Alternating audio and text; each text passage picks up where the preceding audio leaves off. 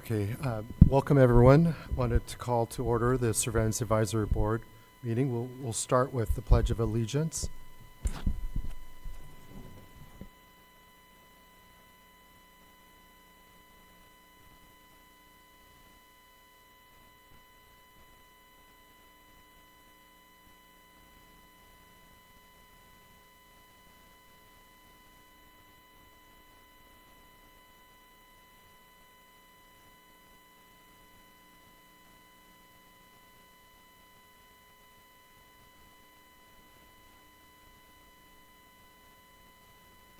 We'll continue with roll call.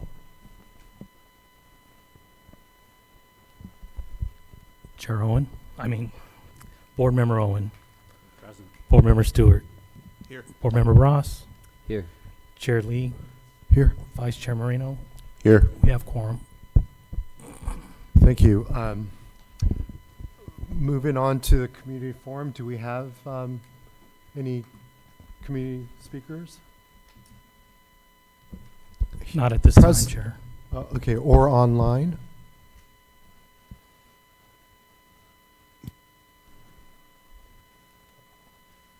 The chair do not have any speakers at this time. Okay, thank you. Okay,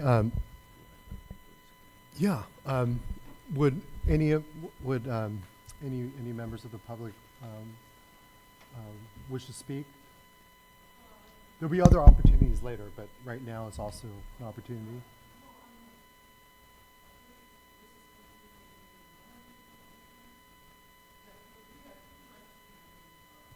Perfect. Thank you. Okay. So we'll move on to the consent calendar and approval of agenda, starting with the approval of minutes from our last meeting in June. I'll move the agenda and the minutes. Second. Board Member Owen. Yes. Board Member Stewart. Yes. Board Member Ross. Yes. Chair Lee. Yes. Vice Chair Moreno. Yes. Motion pass. Thank you. Moving on to the report of the committee and board secretary. Only thing to report is that we're going to go dark in August. Okay. The council chamber has some updates that they're doing to their equipment, and they're only having meetings the first week of August, so we're asking that we go dark unless we have anything pressing. Okay. That means our next SAB meeting will be on September the 17th. Okay. If I could ask a question, Please. what are the procedures for calling a special meeting if we do have something urgent?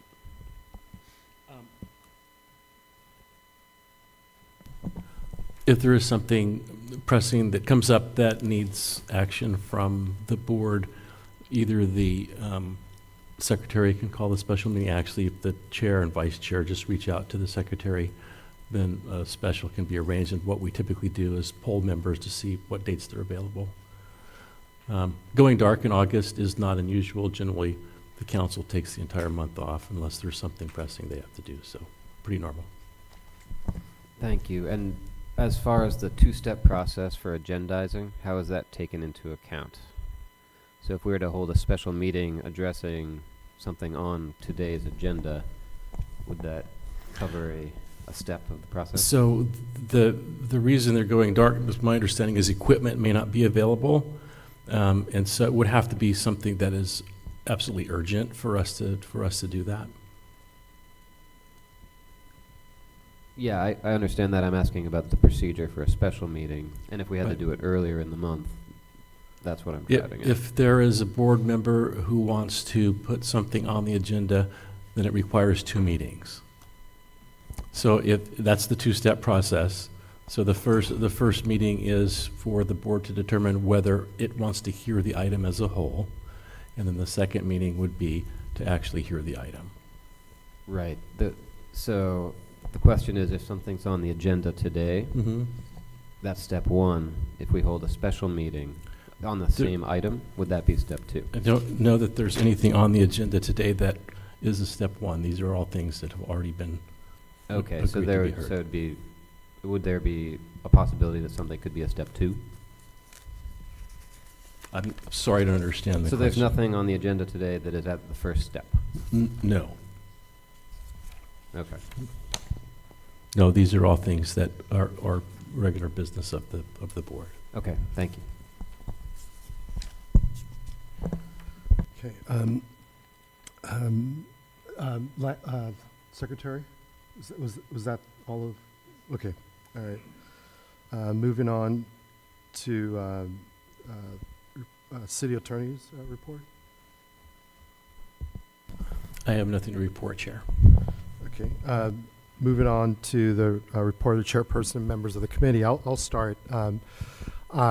In my capacity as chair of the SAB and also on the subcommittee for community engagement, I did meet with the mayor to just give her visibility into, the issues and the challenges that SAB is facing, and also our plans to reach out to the community. And she was super supportive of that, and also, hoping that the city council could pass a budget to provide some, some funds for reaching out to the community and the farmers market, reaching out to various Vallejo civic organizations to educate about the SAB activities. So it was wonderful to hear that she is supportive, and she's also, watching carefully the activities of this board. Would any other member wish to give a report at this time?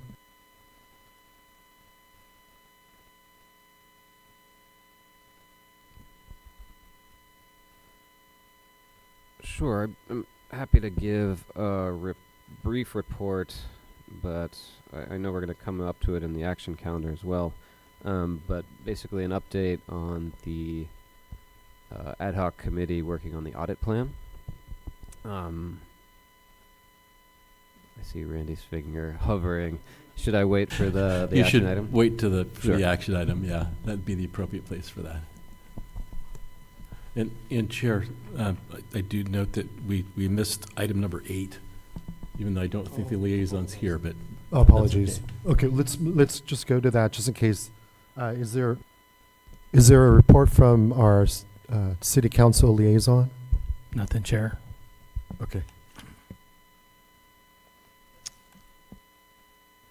I just want to clarify. So in the adopted budget, our budget was passed, correct? I have to double check on that. They did pass the budget. I gotta make sure. I'm not sure. I have to look into that. Okay. I think they passed the board's budget, but let me verify that. If it happened, when did it happen? When they passed the budget. That would have been June 30th, right? Yeah. Okay, all right. But I appreciate that. Maybe think about Okay. that. Yeah, and I'll report back to you at the next meeting, or even before that. I could send you guys an email. Thank you. Yeah, I had met with the mayor prior to that, so of course it was after. She would have probably let me know. Now, any other reports from members?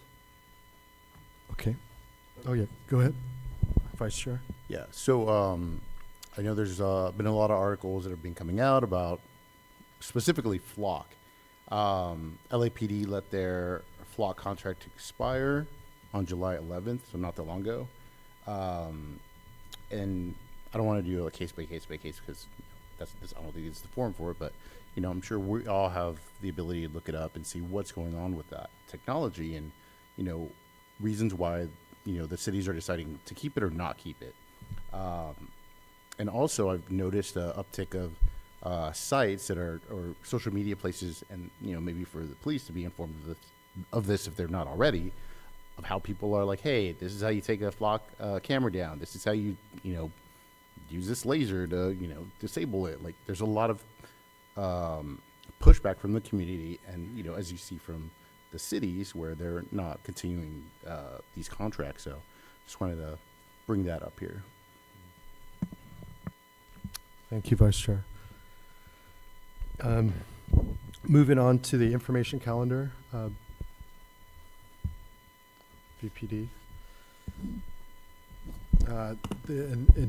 And for those in the audience and watching online, the information calendar includes the Vallejo Police Department's monthly technology usage reports for drones, cell site simulators, and flock ALPR cameras, and in addition to the flock Raven gunshot detection system. Good evening, Board. Josh Catham, Lieutenant, Vallejo Police Department, in charge of investigations.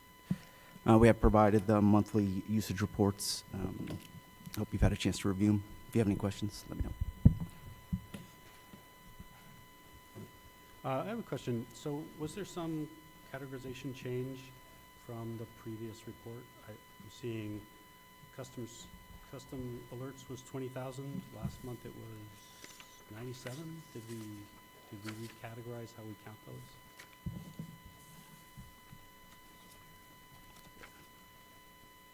What was it last month? So I've got the report from January to May. Custom alerts was 97, and so for this one to the end of June, custom alerts are 20,000. 97, 97. like just 97. Custom alerts, officer safety bolo 97, and then we got the same category. This month we got 20,000. I would have to check with the crime analyst. He produced this report, and I know he was having a problem getting accurate numbers, and he had to contact Flock technical support to get accurate numbers. So let me ask him, and I will go through Lance and get you the answer. All right, thanks.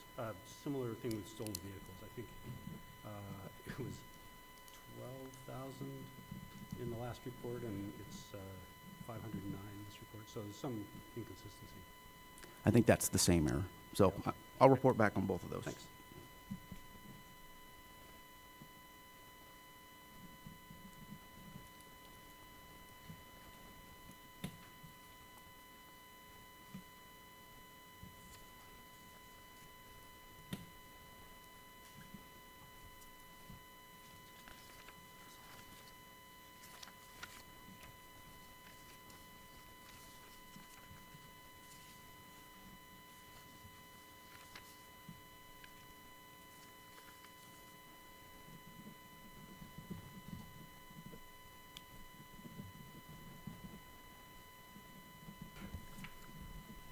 Any other questions from the board? I have one other question. So for the flight log for the drone, I think you had 4 reports on the 14th. They were all listed as patrol. What is that specifically? Is that what do you mean by a patrol as a case? So those are all flights that were done by the patrol officer on that team. I'll have to check with her. She has the case numbers listed down for them. Okay. Usually I ask them to do the crime code for it, but likewise I can get an answer for what those deployments were. And I apologize, I was out of town when we initially started pulling all those, so I'll get that and get that to Lance as well, Okay. with Lieutenant Catham, to figure out what those deployments were and an updated log. Thank you. You're welcome. Lieutenant Ty, there's also, just wanted to also piggybacking on Board Member Owen's question. It's same question for January 7th, 2026 Okay. for patrol, and also January 17th.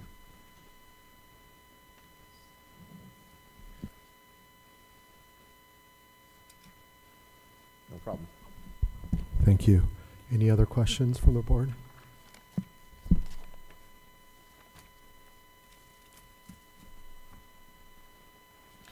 I have a question on page 16.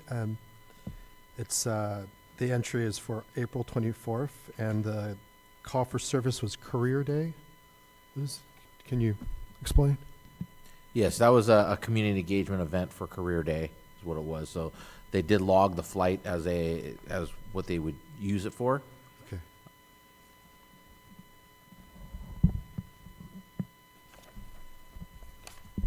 And just a clarifying question to that, I think you've answered it before, but the only flights that are not logged are training flights? Yes, that's correct. And following up on that question, is there a set designated flight path for training flights? No, there's no set flight path that we have to report or record with the FAA. So if, for example, if we were to do a training exercise in this room, we would be able to list it as a log that is being used for training, but there's nothing that is reported out to the FAA, so forth with that. Right, and there's no like designated airspace to conduct a training flight, or is it just anywhere? It's anywhere. Okay. As long as it's not restricted airspace. So the city of Vallejo, the majority of the airspace is unrestricted. And so you go to a very North Vallejo, near like Borges Park and Corcoran. We are still able to fly over there. We just have to get permission through the FAA and make notification to them that we're doing it. And thank you. And on average, how many training flights per month? It would depend on the pilot who's flying. Okay.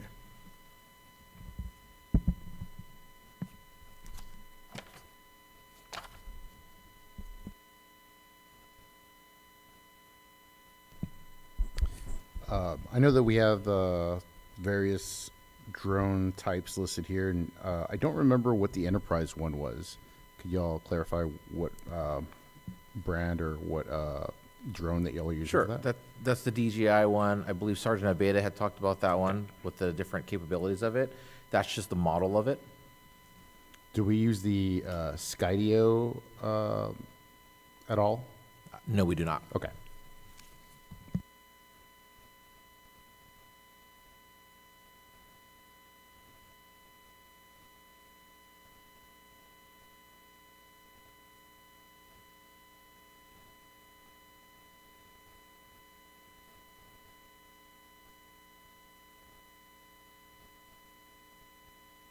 Are drones ever deployed in an area to be like stationary?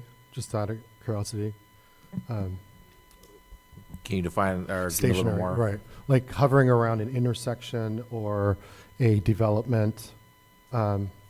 Just They have the abilities to. Sure. We do not deploy them to just hover in a specific area. So they're going to be deployed for a reason and so forth. For example, if we're on a house, a specific house, and we have an operation that's going there, we may hover in that area, stationary.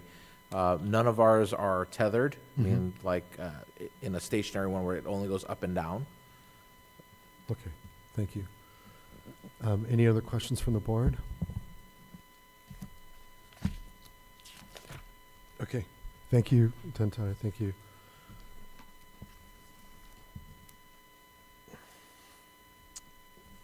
Okay. Moving on to the action calendar. Public sorry. comment. Yeah, Public public comment. Yeah, sorry. Would any members of the community present or online wish to speak?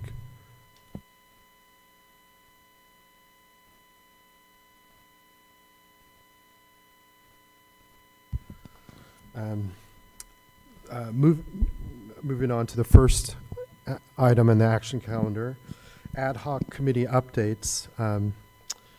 I spoke on behalf of the Community Engagement Ad Hoc Committee. Would anyone from the Ad Hoc Work Plan Committee, Subcommittee, wish to give an update? Oh, sorry, it's dissolved. That's right. So, typo. Okay, would any members of the Audit Plan Subcommittee like to speak? Sure, thank you. So, update on our work developing an audit plan for surveillance technology use. The subcommittee is myself and board member Cohen Thompson, who's absent today, but we met last month with representatives from VPD, and had what I would describe as a productive meeting in hashing out the framework for a audit plan. And I'm happy to discuss it. Basically, what we've worked out so far is an overarching audit plan that will be a policy that will set certain guidelines and minimums for audits of surveillance technology. So that is things like minimum frequency of audits, making sure that there's some sort of corrective action requiring audits for all surveillance technology, and also public reporting of results, or having some sort of public reporting of the results of different audits. So there will be an overarching policy that will require audits and have these sort of minimums and standards. And then each individual surveillance technology, and we have a number now, and we know what they are, will have its own audit plan, which will be drafted as an SOP, as a standard operating procedure, that allows some flexibility in that the technology is continuously changing. So this was a request from VPD that it allows them a lot more ability to develop a functional audit if they can develop an SOP for a particular surveillance technology. So if we take the ALPR, for instance, developing an SOP that addresses just ALPR, that is very specific in its requirements for what that audit will do. And as we know, Flock is continuously updating ALPR, the technology, how audits work, including new audit options in their technology service. So this will allow VPD to update the audit depending on updates to the actual technology. All that said, there is still an overarching policy that sets the standard. So there can be changes to an SOP, but it still must meet the requirements of the overarching audit policy. So that is where we are. We haven't seen a new draft yet. We had a prior draft that was circulated at our last meeting. We're working on a new draft that I think will actually be somewhat more streamlined, but will have very clear requirements for what needs to be in each audit for each technology. So hopefully, depending on what the August recess looks like, hopefully we'll have some updates on the next draft soon. Thank you, Board Member Bross. Any questions for Commissioner Bross? If I may, through the chair, part of that meeting was to have a presentation tonight specific to Flock of what the audit capabilities are, what they look like, so that you would have a copy of these, so that when we go to the next ad hoc meeting, you'll have an example of what we're looking at, what we're trying to do with it, and if you have suggestions on something you'd like to see, we can discuss it and how we would incorporate it into the audit plan and into the audit procedures. Now, I don't know if this is the time to do that presentation, or if you'd like to get through the rest of the ad hoc updates, and then we can do the presentation after that. Not seeing a better forum than this one, or I think now would be good. And it's a presentation related to the work the audit committee is doing, correct? Okay. Yes. All right, that's fine. Yeah. Thank you. And you're referring to this information? Yes. That I don't know that we have. We just received that today. We added it to the as supplemental data. I didn't print out the actual PowerPoint presentation because it's Okay. PowerPoint as well as these other attachments. Got it. Thank you. Manny, can you queue up the PowerPoint?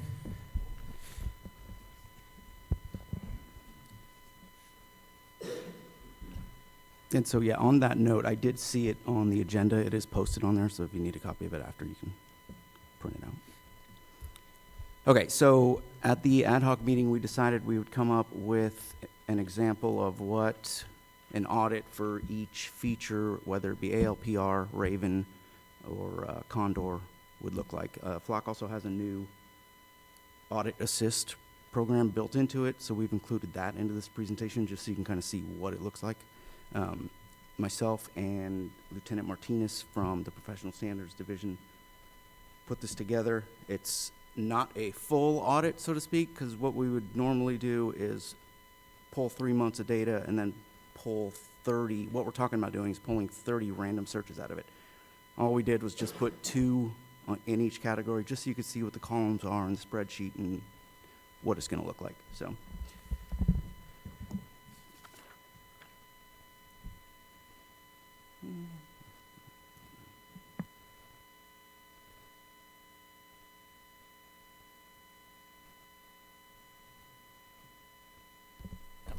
Okay, I wanted to start with this. This has been talked about a little bit at some previous meetings, that when people log in, every time they conduct a search, there would be some kind of disclaimer. That's not the way Flock works, but every time you do log in, it does issue this disclaimer, and you have to agree and accept before continuing. And it basically says that you're going to follow the laws of California and not misuse the system. So I just wanted to share that because I don't think we've ever talked about that. All right, so there are technically now 5 audit types. There's an organization audit, which is ALPR. There's a network audit of ALPR, a Raven, which is gunshot detection, and Condor, which is pan tilt zoom cameras. An organization audit is an internal audit of Flock users within the department. So it has nothing to do with agencies that we share with. It's just what our police officers or dispatchers are searching. The idea would be to have a quarterly organization audit process, in which case we would pull 3 months of data at the end of the first quarter or whatever quarter we're in. The way that works is you have to pull 30 days at a time. It won't just let you pull 3 months. The system just won't do it that way, so it's got to be 3 different pulls. So we pull January, February, and March. We'd export that information into a CSV or a spreadsheet, and then once in the spreadsheet, using a randomizer Excel formula, we would randomly select 30 individual searches from that period. And that would then be uploaded into a different spreadsheet, and using that, we can examine based on the categories, whether it's within policy and within law. And so the way that would work, so this is what it would look like. Now, granted, there's only 2 lines in this. The reality is the real audit would have 30. I've redacted some stuff that's probably not for public consumption. But ultimately, the categories in this for an organization audit are, as you can see, I'm going to go to this page actually. ID, which is a unique identifier for the search conducted. Every time a search is conducted, a unique identifying number is created in the system. The name of the person doing the search, the organization doing the search, in which case, if it's internal, it's always going to say Vallejo PD. The total amount of network searched, time frame of the search, meaning what the officers, the time frame they were searching for. Were they searching from March 2nd to March 10th? The license plate of the vehicle they're searching, the reason for the search, which can include a crime code or a written description of the crime, like burglary. The case number, there's a category filters. If they don't have a license plate, you can search a car by 2005 red Nissan on a particular date in the city of Vallejo. The search time, that's the time the officer actually conducted the search, and then search type is lookup. There's 2 types. You can do it using the filters, and you can do it using an actual plate. These 2 particular searches on this spreadsheet are with an actual plate, so the search type is lookup. And then there's 2 more boxes on here, text prompt and moderation. Those are features we don't utilize or subscribe to, so we're never going to get data for that.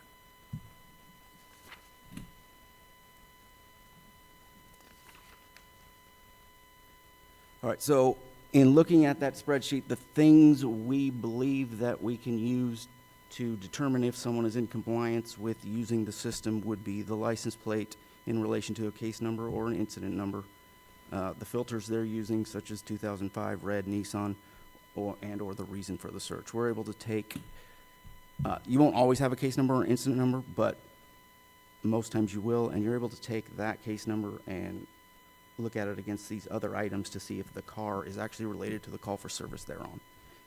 There will be times where that won't necessarily correlate and it not be out of policy, such as if they're not actually on a call, but they know there's a sideshow coming to town and they have some license plates from another agency to see if those are in town. That would not correlate to a call for service or an incident number unless they're actually on an incident. But out of these four things, this is what we're looking at to determine, are they in compliance or are they not in compliance? Could you take a question? Sure. Okay, Commissioner Owen? Yeah, so the officer's name and badge number are not part of the compliance categories? Is that correct? Well, so every time we run the search, we're going to get the officer's name and badge number. I'm not necessarily using it to determine if the search was legal. I need to use these items to see if the search was legal or within policy. Mm-hmm. That's just telling me who did the search. So it's not going to be part of the record you get in order to do the investigation? Oh, no, it is. Okay. Yeah. So it is a, Yes. okay. Yeah. Thank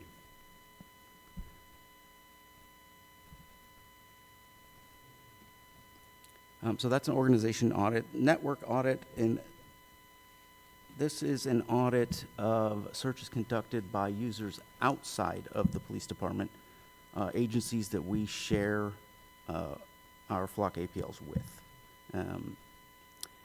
This is important to note because we don't necessarily get a lot of information from a network audit, so I wanted to provide you with an example of that.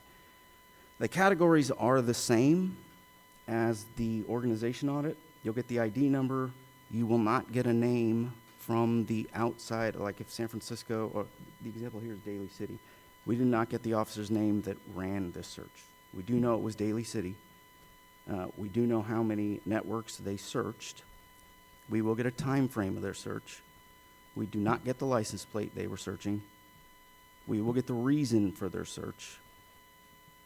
We will not get their case number if they have one. We will not get any filters they put in if they have one. And then we will get the date and time that they did conduct the search and what kind of search it was. I believe they can only do lookup searches in our system. And then, again, text prompt and moderation are not things we subscribe to, so there's no information there.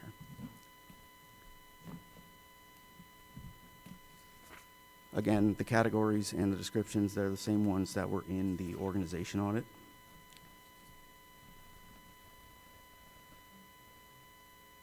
Premier Stewart? Sorry, can you go back to the last slide, please?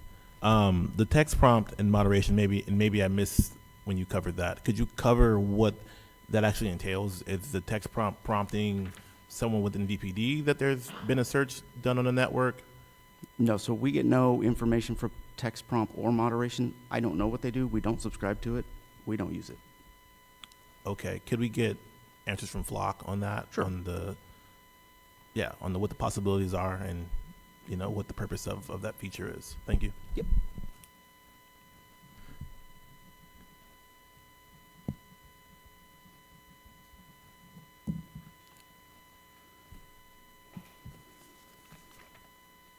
So in utilizing that spreadsheet, the information we get, the primary thing we can really evaluate for proper use is reason. If they don't provide a proper reason, we can reach out to them and say, hey, this doesn't fit our qualifications to run this search. Either fix it or we're going to discontinue service or discontinue sharing. Network audit does not provide the user's name, license plate search, case number, or filters used. Can I ask, Lieutenant, how that would play out? Like if they don't, we contact the searching authority and saying you haven't submitted a reason for the search, and they come back and they come back with a reason. that suffices. But if they don't respond, are they cut off immediately? Yeah, there'll be a time frame attached to it. If they don't Okay. respond by a certain point, we'll just stop sharing. Yeah. Commissioner Stewart. Thank you. Even prior to that, can we require, does Flock allow us to require that before the search is even begun? So we're going to get to our Flock sharing letter in Okay, this let me presentation. rephrase the question. If they do not put a reason, can the system stop them from even continuing beyond that page? So that's a good question, and I think I'd have to ask Flock, but I think it's determined on how they have their Flock system set up. We have set up ours. You must provide a reason, you must provide a crime category, and you must provide something in the case number field. Now, if there is no case number, you can simply type no case number. But you cannot run a search unless all three of those fields have something in it. So then they have to provide a reason based on what you just said. That's how Yeah. our system is set up. I Right. don't know how their system is set up. But if they're accessing our system, would they not have to comply with our settings? Again, I don't know. That's a question for Flock. You're shaking your head no there. No, because it's set up to how their system allows them to look at our data. It's just data in general. And So if we were to look at data, but I guess if we were that didn't looking- lie to our problem, right? that Excuse folks me? are having with Flock, that if we have protections, but someone else doesn't, they're not following the rules that we're setting in place for our system So and our data. I do know they do have to put a crime category. I don't know that they have to put a case number or a written reason. Okay, thank you. What's the difference between a crime category and a reason? The crime category is a drop-down menu, and it basically says like different crimes: robbery, burglary, homicide, car burglary.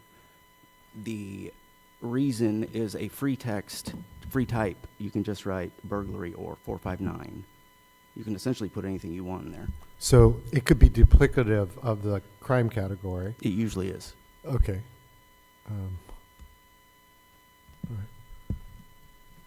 I have a question. So you said the things that they need to put in. So say another organization's accessing our data, you pull this up, they put whatever they wanted in there. They, filled out those forms or filled out that. It's not going to flag on our end. A month later, comes out like they were using it inappropriately. I guess there's nothing to say that they can't do that, right? Correct. We have the things on our end to protect the city of Vallejo, but that doesn't mean that they're not using the technology in a way they're not supposed to. That's 100% correct. Okay, thanks.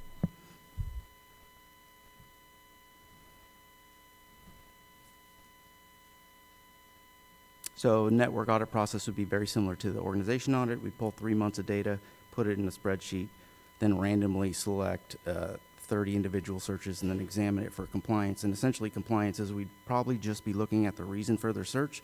And if it looks like it's valid to us, then it probably complies with what we're, with our values. Now, if they entered something false in that category, yeah, I wouldn't know. This is the, Commissioner Owen? Has a question. Yeah, so I'm just trying to get a sense of how much coverage you get out of 30 random selections in a 90-day period. Like, how many records are we talking about? What percentage of the total records does that random selection relate to? so about 3 months of data is around 5,000 lines in the spreadsheet. Thanks. A little follow-up to that. So we had discussed in the subcommittee meeting some audit procedures particular to ALPR that would look at the entirety of the data and make some determinations about, has this particular license plate been searched more often than others? Is this particular user searching at a greater rate than they should be? Do you have anything in the presentation about that? No, because that hasn't been developed yet, but the thought process was we'd be able to identify, like the top 5 users of the system and then randomly select a number of their searches and just see if those are in compliance.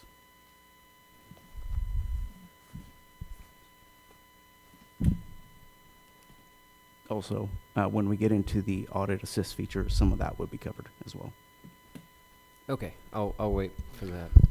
Following up on Commissioner Owen's question regarding the number of total incidents, by my calculation, 30, a sample size of 30 for 5,000 is 0.006. So I'm just wondering why 30 was selected. Why such a minuscule number of sample size selected? So first of all, it hasn't been selected. That's just what we're using as an example. That is kind of the direction we're heading in, hopefully, and that is mostly due to manpower and staffing to actually conduct the analysis of whatever number we decide to pull out. And we only have one analyst that is working on this with us, and they also have a variety of other assignments as well.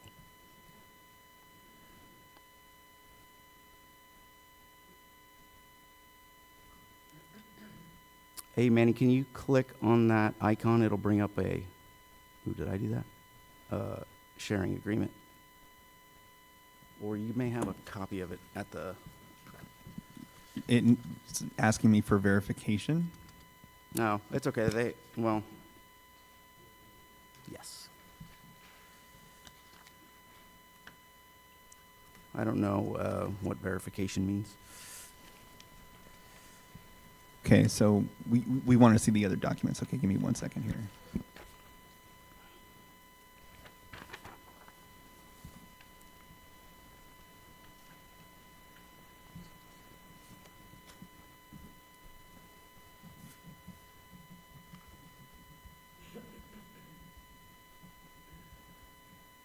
And as I pull these up, I just want to let you know we do have a member of the public online with their hand raised.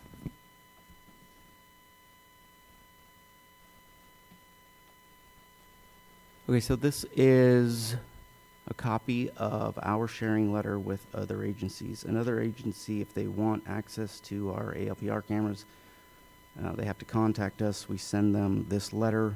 They complete it, agreeing to our terms, and then they send it back. Once we received it back, we will share with that law enforcement agency. I just wanted you to have a copy of it so you're aware of what it contains. And Question for the city attorney. There's someone online from the community who wishes to speak. Okay. Okay, so for the community person community member online who wishes to speak, I believe you have 3 minutes.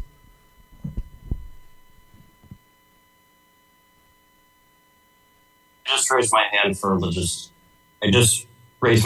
logistical question. You had the Zoom on a single slide for like 5 or more minutes. Is there any way that when you have shared screen that you can still show people in the room at the same time as they're speaking? I think that's a question for Through the chair, not at this time. Okay. That can be improved. That would be great.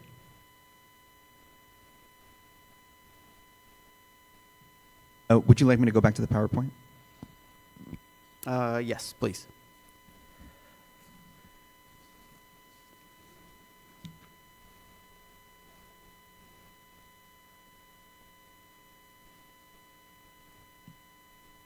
Oops.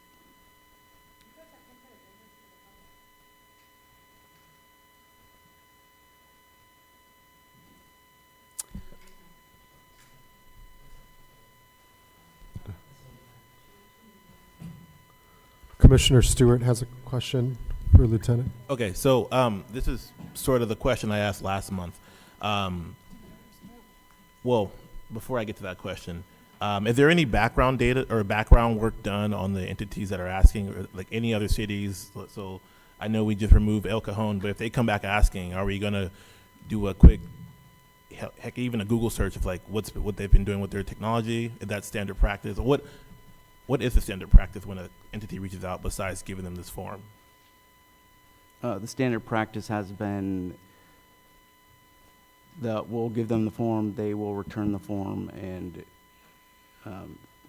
if we're aware of any misgivings, obviously we won't. If we know it's an agency that has already had problems, we won't. And if we don't have any of that knowledge, we will. And when you say problems, what do you mean? Similar to El Cajon. Okay. And then my other question that I asked last month was, is there a way that we can essentially preload this so that whenever an entity from outside is asking, they essentially have to complete this all over again, similar to when they log in, you have to agree to the rules of FLOC and the state and the FBI and whatever else is said on there. But I think it'd be almost like a reminder, like, hey, even if you don't have any, or if you may be thinking about doing something improper, there's this reminder that may kind of hit you on the hand real quick before you go on and do that. I don't have a way to do that. Is there a way that FLOC can do that? I believe that question was asked last time, Yeah. and the answer was no. Okay. Well, Well, if anyone out there in FLOC land is listening, as you continue to update the software, which has been happening a lot, I think that would be a good addition to the software. It's great that we have it in writing and have it there, but I think just a constant reminder of what the rules and regulations are, as you're accessing other entities' information, no matter what your department says, would be a good reminder for officers to see every time they log into outside entities. Yeah, thank you.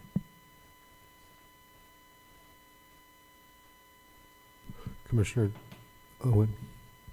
So have we contacted other agencies to ask them to explain the reasons in the network audit report? We have not. Okay.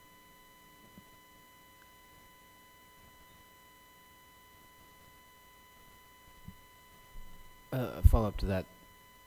Have we conducted a network audit report? We have not.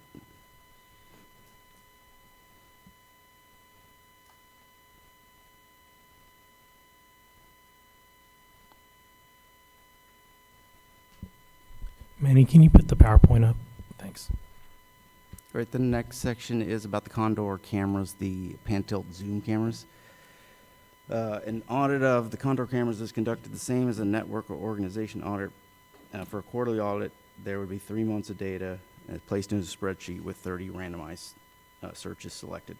What you get on a Condor audit is the timestamp that the camera was accessed, the person who accessed it, the event type, which in this particular instance it says event type read, that just means they're looking at the camera. Entity type says stream, that means they are viewing it live view, and then entity details is the location and which camera they accessed. And then the last is event ID, and it's just a unique identifier for when that camera was accessed. And then these are the categories we just talked about.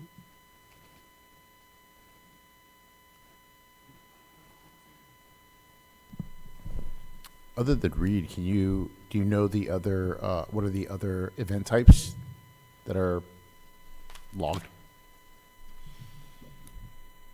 For example, like download, delete. So for Condor, the only event type is read, and the only entity type is stream.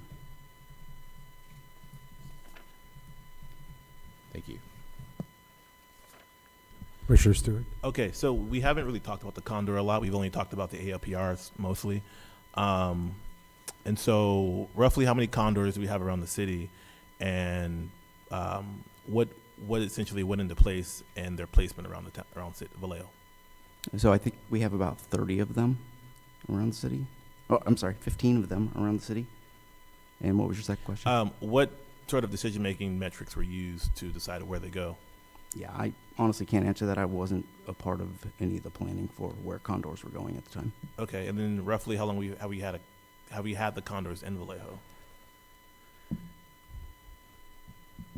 I'm going to estimate about 4 years. And what was the purpose of using the Condors at the time? So it's not really any different than what we used to have for city cameras. We'd place them at major intersections, such as Sonoma and Lemon. And from that camera, we could see if there was a sideshow or not. We have one at another location where there is tends to be a high crime area. There tends to be a lot of shootings. That camera has come in very helpful a handful of times, getting video of the crime. And how long do we keep that data? Is it also for 30 days? Yes. Okay. And, okay, thank you.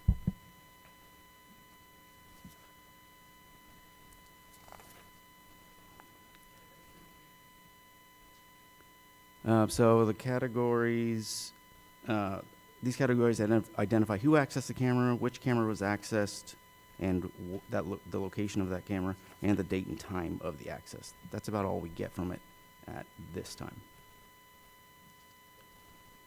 So, so no reason.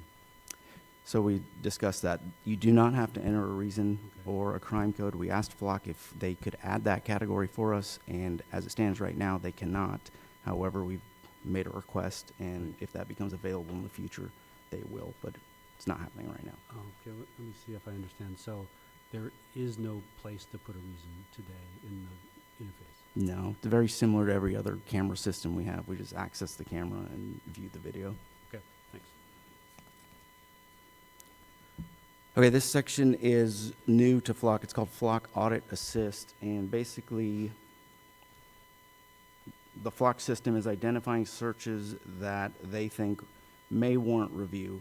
Flag searches do not necessarily indicate misuse, and the four categories that cause something to be flagged are let me go to this one. Are searches beyond a 30-day time frame. So if someone is conducting a search and it's outside of 30 days, it's going to automatically flag it for us to review. What are they searching? And is it in relation to anything, crime or call for service? They won't get anything because the system doesn't retain anything after or beyond 30 days, but it will still notify us if they're trying to search beyond 30 days. Single user plate searches, that's the same user repeatedly searching one plate. That will give us the opportunity, we can review that, and it will show us what the plate is, whether or not it's related to a call for service or some kind of investigation. And then if it's not, some kind of further explanation is going to be required by the officer. Multiple case numbers, same plate being searched using multiple case numbers, indicating that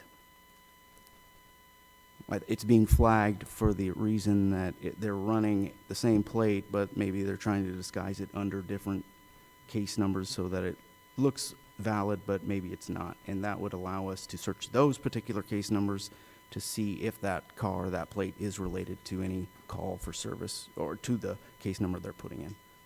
And then exclusive external network search. Searches performed only against external partner networks without the agency's own network. So basically a search of all the networks people share with us, but not a search of our network itself.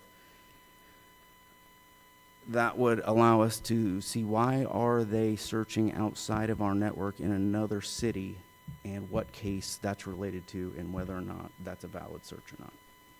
And so what you get from so this was a rather large spreadsheet and it wouldn't fit in the PowerPoint.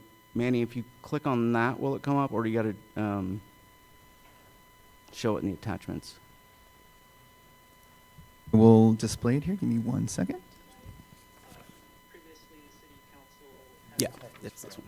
asked staff to stop processing these contracts due to a lack of enforcement is happening, and so starting this year, we actually started that auditing process once again, and so Laura has been taking on that. Not sure why it's not displaying. So we're going to continue doing that. Give me 1 second here. From now on, doing that auditing and enforcing, and as well as any new contracts that come forward before us.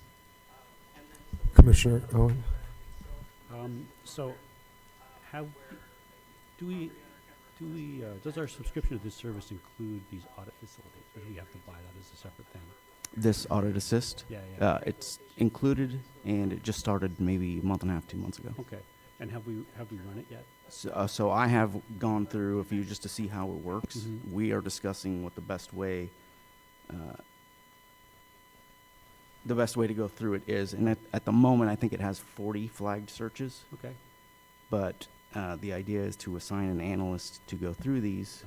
And then once these 40 are caught up, they don't necessarily come in large chunks, and it'll be very easy to stay up on. Right.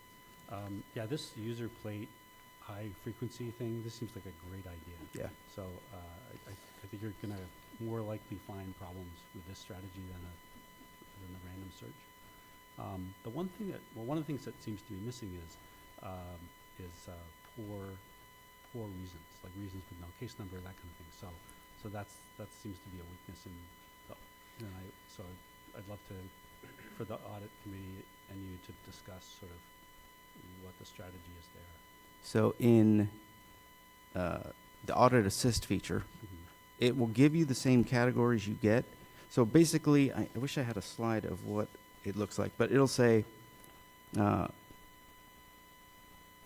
audit assist page will say, flag search number 1, more than 30 days search window. Here's who searched it. Here's the date and time they searched it. Then you can open it, and it comes up with every single search they did with that license plate. Right. And so that's why this is so long. And you'll notice on the side of the spreadsheet, it's, we included 2. One says flag 1 and the other says flag 2.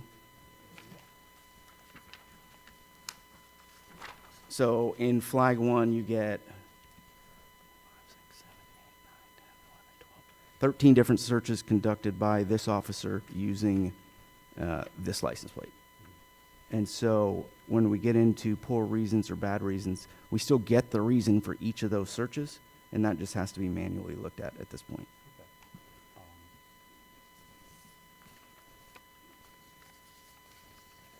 Right. So, but there's two sort of bad behaviors that are interesting.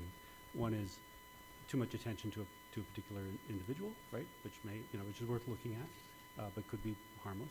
And also, do officers have a persistent pattern of not providing good reasons, right? So that's a whole other class of things that I don't think we have a strategy to detect. So the way it's set up right now is with the drop-down mandatory window, they are going to have to provide some kind of crime code or crime description, otherwise they can't run the search. Okay, but it seems like the case number is a pretty important thing for an audit, right? Like if you find a search or a set of searches that seem questionable, the question that you can answer is, given the case number, is this plate associated with this case, and is this officer assigned to this case? Like Correct. That feels like a really critical piece of any audit strategy. And that's how we plan on doing it. But the only way we can do it is manually. Like we have to then look up the case number, look up the officer, are they on this case, Right. and then look up the car, is the car in this case? Right. So, Right. But I yes, that's the approach we're going to take though. That's great. Yeah. Okay. Thanks.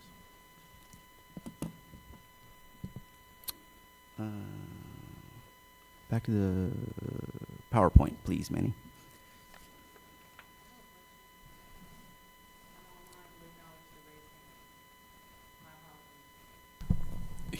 It's up to the chair if you want to allow the comment, it's fine, yeah. Yes.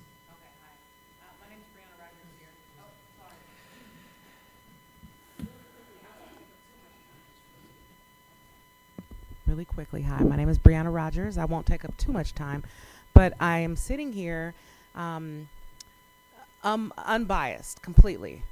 And as I hear you discuss the plan, right, and the plan for I don't know, I want to call it accountability plan, it doesn't feel solid. And I just want to just plant a seed and remind everybody that no one is above human error, including officers. And so I think what I would feel more comfortable hearing is a really solid internal accountability plan with solid, definite, explicit, maybe a rubric that you guys are using, right? As you continue, and I realize it sounds like you guys are building the plane as we're flying it.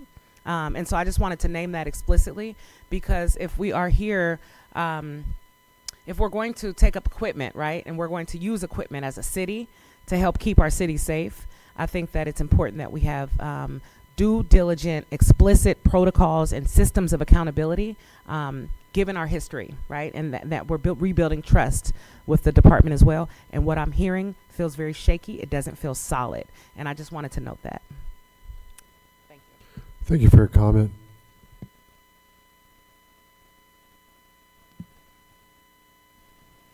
Manny, thank you. Again, these are the categories you're going to get from the Audit Assist program. Same categories as organization and network. So what we would be using on Audit Assist to confirm compliance and lawfulness would be time of the search, license plate, reason, again, case number, incident number if one exists, and the filters that they're using to search cars if they don't have a license plate. And then the last section is the Raven or gunshot detection audit. The system automatically retains audio alert data for 30 days. Each audio alert includes information available in the audio history tab. And so essentially, it will detect, well, it'll give you a timestamp, the date and time the alert occurred, the reason for the alert, which is either gunshot, multi-gunshot, fireworks, sideshow, or a potential car crash. The alert type, that category is how the alert location is presented, the nearest location. So it might give you an address. It doesn't mean that it happened at that address. That's just the nearest location to where the sound was pinpointed. Localization, again, the address, it doesn't mean it's that specific address. That's just the nearest address. And then longitude and latitude of the alert itself. And events is the actual audio that was recorded. And so you'll get a 5-second recording of a single gunshot or a 5-second recording of multiple gunshots, or same with the other categories. What a Raven alert looks like on our computer screen is this.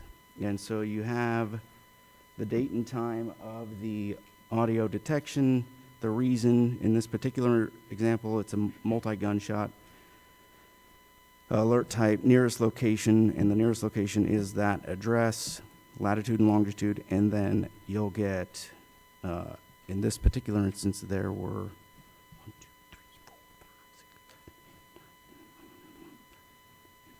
16 recorded 5-second sound bites of gunshots.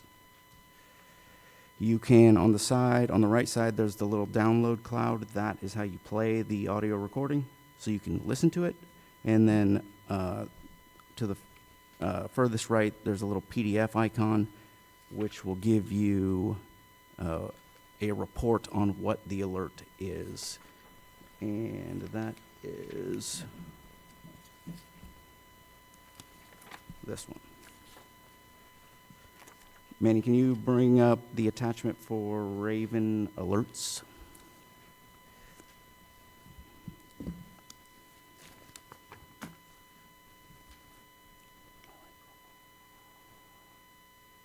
One second.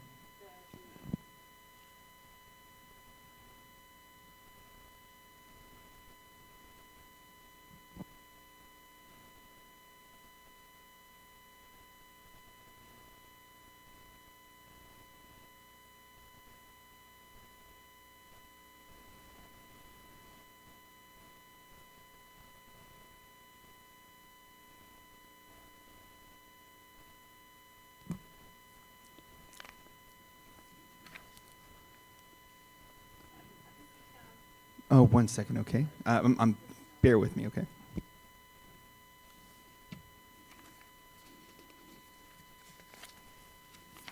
Lieutenant, while we wait, I wanted to ask if, among the list of flags that you have, that makes sense to me, what, have you considered having a flag of just volume of searches? Like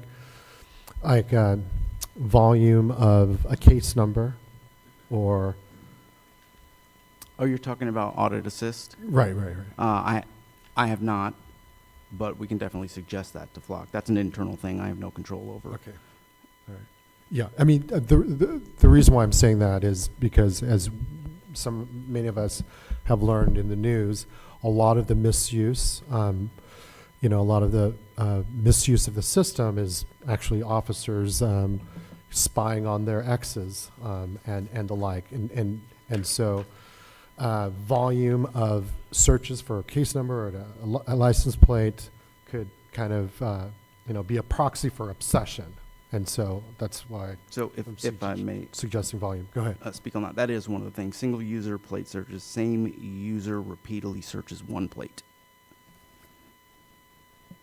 Okay, so then when we click on the PDF, this is basically a Raven report. It'll kind of give us location, what the alert was about. This particular one is fireworks. It'll give you a map location, latitude, longitude, and I think I said this, but the time of the alert.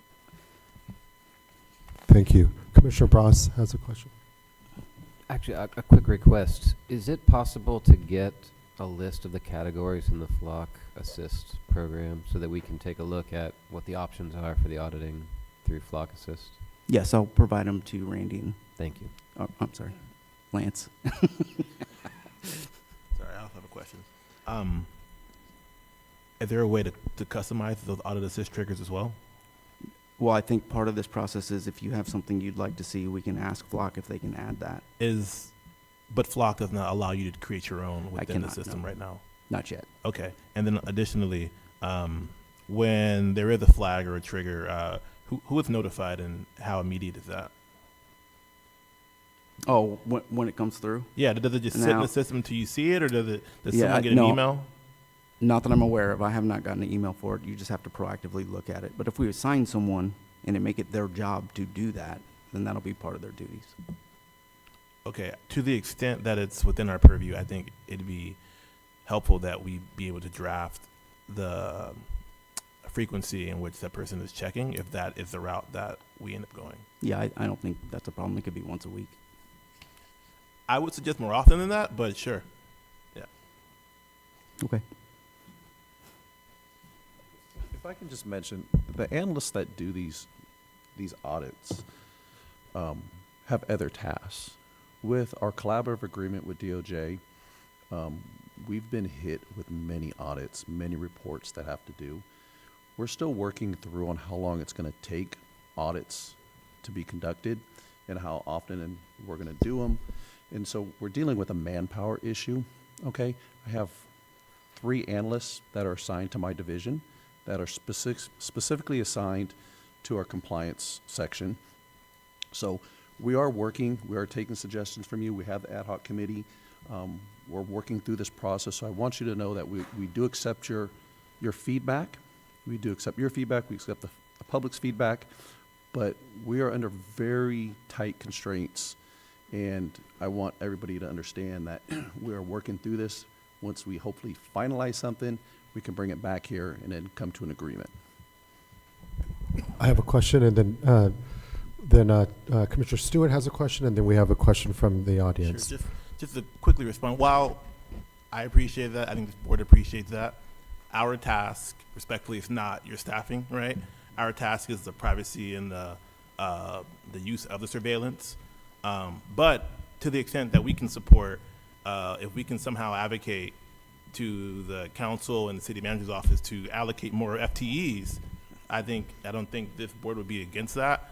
But the framing of the way we would like to see the audits worked out, I don't think any of us are going to and should take, respectfully, your staffing into consideration, with all due respect. No, and listen, I do appreciate it because we want to bring these issues to you so we can have your support to to the city to allow us to have more staffing, right? That would be my goal because I know I need twice as many staff analysts that I have now to effectively run my division and be able to produce these reports to the public. So again, I want to notify you guys of my issues, and then hopefully we can work together to bring that out to the public so we can get more funding, so we can get the staffing that we need. Thank you, Commissioner Stewart, for your question and comment. And related to that, I wanted, and thank you for your, you know, your comment on the staffing issue, and we definitely support more FTEs. But as an alternative, would it be out of the question for volunteers from this board to help with the audits, you know, provided we sign the NDAs and get adequate training? Would we be able to help staff so that we can increase the number of audit frequency? I'll let city attorney's office answer that. Excuse me? The department at least has used volunteers in the past, but I don't think they've used them for things like this. Yeah. That would be something that would need the approval of both the chief of police and Yeah. the city manager. So it's something that could definitely be considered, but it would Right. need their approval. Can we, I'd like to agendize discussion of that in preparation for a recommendation for the chief of police and the city manager for surveillance advisory board members who wish to volunteer a certain number of hours to help with the staffing issue. Can I suggest a slightly broader topic, which is not a solution, but to discuss the question of manpower in order to do these reports? One strategy could be we find volunteers. Another one is we ask for additional money. But let's have an item that addresses the problem. Okay. Yeah. Thank you, Commissioner Owen. Secretary, can we add those two separate items? I know one is related and broader, but I'd like to add those to agendize for discussion at our next meeting. So it's to agendize SAB members to volunteer to help PD staff. And make a recommendation to the city manager and the chief of police to allow for that, and that broader discussion. Well, this is a question maybe for the city attorney. This question of staffing may live within the mandate of the audit committee, so maybe we don't need to have a separate agenda item to discuss it. So what are your thoughts on that? Well, yeah, staffing is outside the purview of your board. The volunteer issue, you could certainly make that recommendation. I do want to point out that there is a cost to having volunteers. It's not free because we have to insure you and provide all those kinds of things. So there is a cost to that, even with volunteers. So the actual staffing levels of the department, that's within the purview of the department itself and the city manager and ultimately the city council being willing to budget funds to provide for payment for those positions. Right now, as probably all of you know, the council's actually reduced staffing in all departments and including PD to take care of budget issues. So that's part of the issue that's taking place right now. Okay, thanks. Thank you. We're good, Secretary? So we're just going to agendize the SAB members who wish to volunteer. That's the only one we're bringing forward. All right. Now, before continuing with the presentation, we have a community member who wishes to make a comment. Hi, my name is Rebecca Hartman Baker. I'm a proud Vallejo resident and a computing professional. And when I was listening to your troubles with creating these reports and the audits, I realized that these are things that appear to me to be quite low-hanging fruit that could easily be automated. You know, it would take, some kind of computer experts or something to come and help you to do that. But once that happened, then we could have if we must have these cameras and so forth, then we could have a much more robust auditing system that could even include, a small AI model to detect more of these sorts of irregularities, like Member Owen was pointing out. And given our city's history, like Ms. Rogers pointed out before, I do think it's really important for us to be sure that whatever we do, that there's full transparency and accountability to the citizens of our city. honestly, I'm skeptical that these cameras are doing any good. That's a subject for a different time. But, you know, I mean, for example, my neighborhood looked like a war zone on July 5th. So I wonder how all these cameras didn't detect all of the fireworks that were going off in my neighborhood and round those people up. But in any case, I do think there's a lot there that it would be easily automated, and also I agree that it would be better to have a report of these suspicious activities that would be automatically sent to you rather than putting that on somebody's you know, performance plan or whatever to do. So that's all I have to say for now. Thank you for your comment.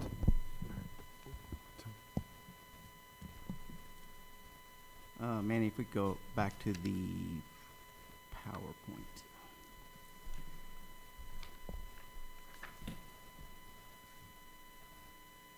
Okay, and so the last thing with the Raven audit is the limitations.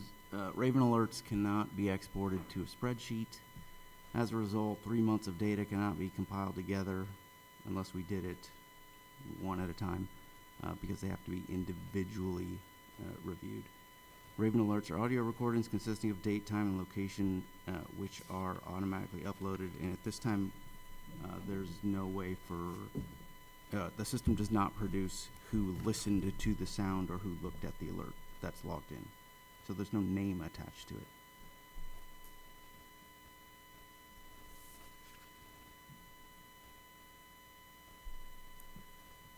That was shocked silence. So, I mean, this is something that Flock should just address, right? So hopefully we can add it to the list of things we'd like to see them fix.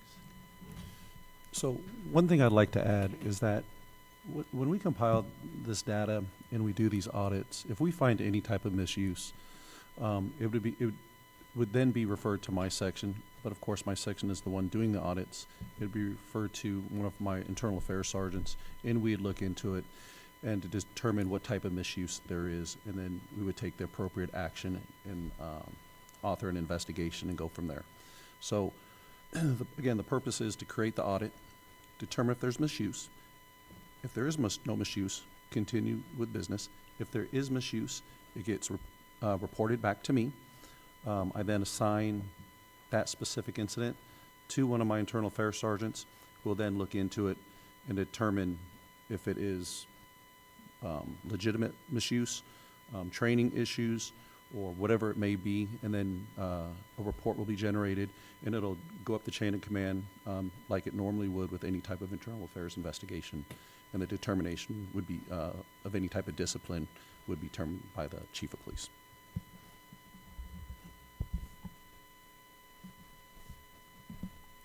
And that concludes the presentation. Thank you, Lieutenants.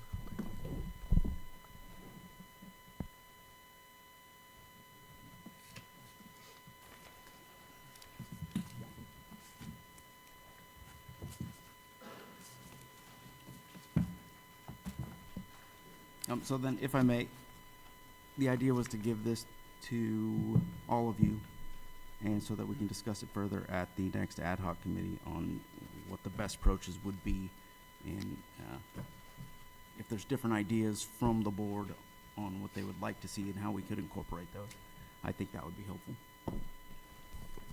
I have a question. Did the ad hoc committee get to see what this audit assist looked like?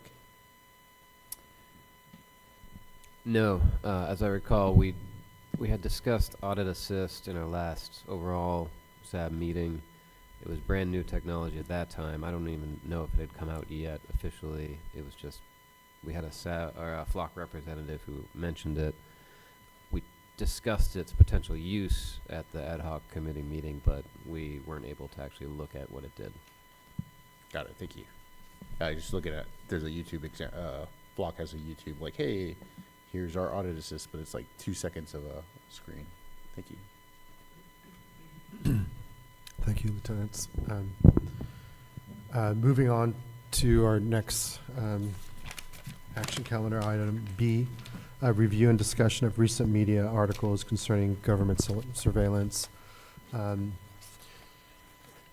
Any comments comments or questions regarding the articles that were shared? Any thoughts, Commissioner Owen? Yeah, so I think some of these articles just establish the concern we had with El Cajon, that they are sharing outside of California. Captain Batista did get a response from Flock about the conflict between their statement that this was not possible and the fact that it is currently happening.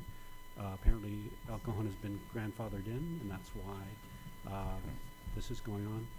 But I just wanted to, I'm glad it's on the record that they are sharing outside of their, what is reasonable.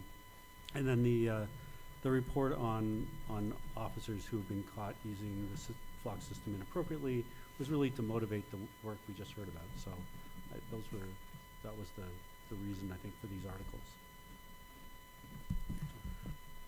Thank you, Commissioner Owen. Any other comments or thoughts, questions regarding the articles? Go ahead, Vice Commissioner or Vice Chair Moreno. I just wanted to mention the SFPD, their drone footage was found to be out and be seen by the public, potentially. And that's why I asked the question about, do we use Skydio drones? Because those were the types of drones that were sharing that that video. So, yeah, that was it. Okay. Right. Moving on to item C, consider the establishment of a facial recognition ad hoc subcommittee and determine membership scope and responsibilities.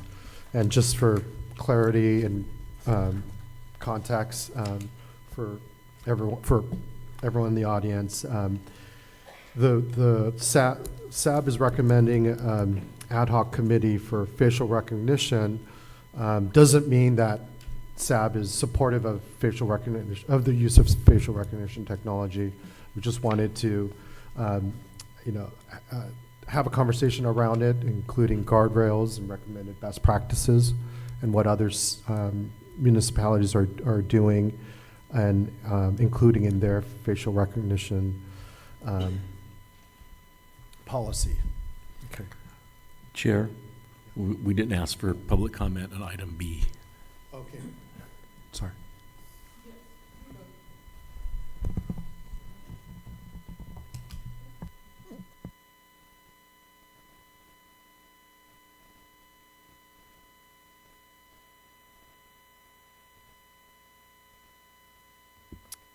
Hi, Rebecca Hartman Baker. Again.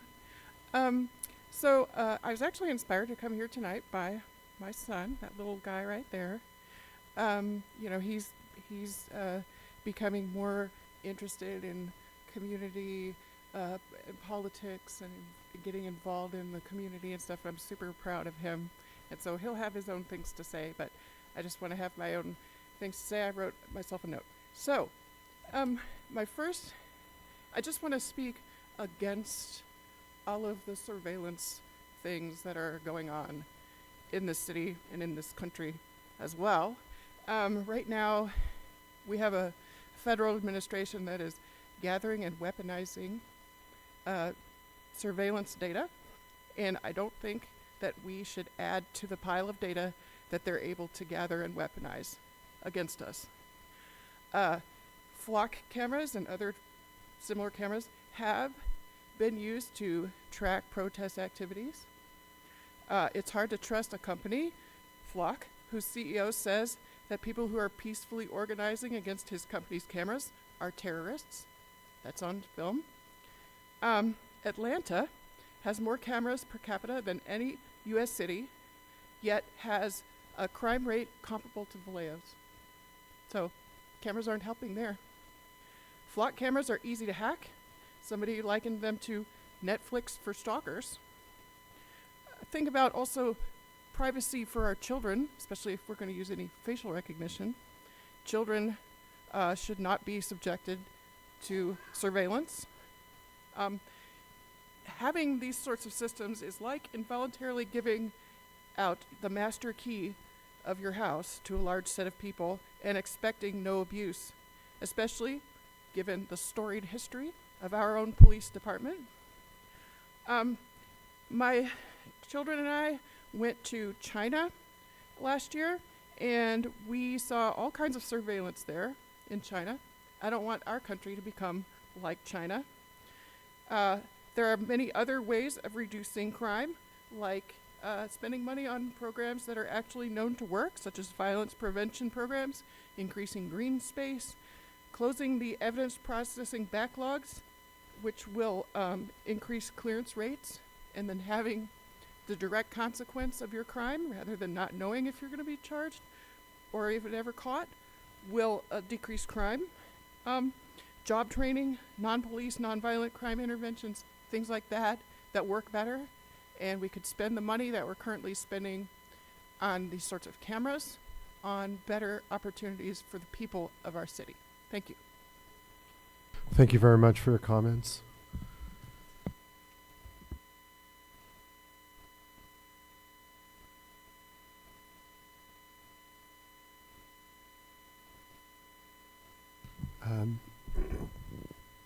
Yeah, do we have any? Yeah.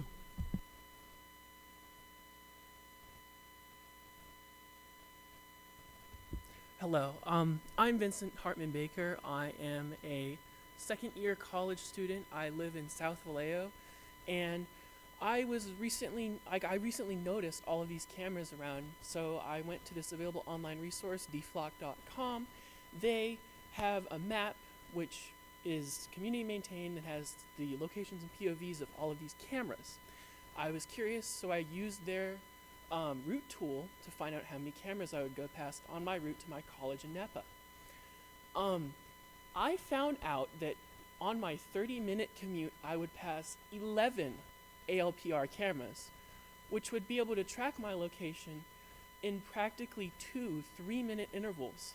I feel like this is a extreme violation of my right to privacy. Like, I was in high school, I was on mock trial, and we looked at this pretrial case, Chatry versus United States, geofencing.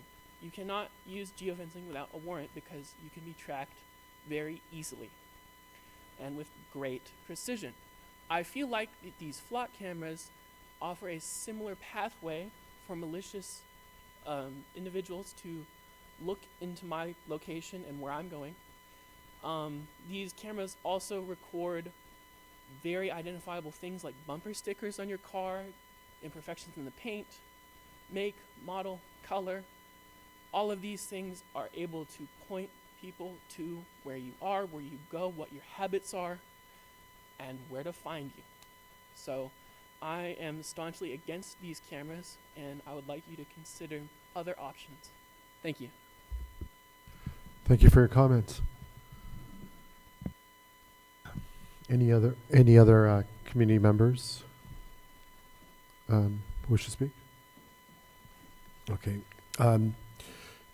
Continuing with C in the action calendar, we can begin discussion. Board members, any comments? I guess I'm always going to have a comment on facial recognition. Yeah, so I guess I think this is a good idea.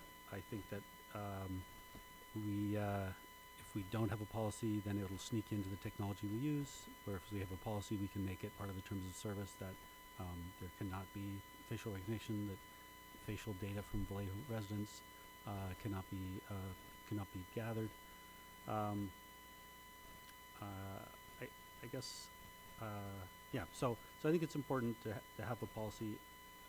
What motivates this is this keeps coming up, and we have to kind of relitigate it. And I think we should discuss it and make a decision, and then it should apply to all the surveillance technology that we buy going now and into the future. So I think, but if this is a difficult technical question, I think it's worth spending some time on. So. Thank you, Commissioner Owen. Commissioner Stewart. I was just going to say, like I mentioned last meeting, that I would appreciate to be on this subcommittee to work with Mr. Owen here on developing a policy around the technology.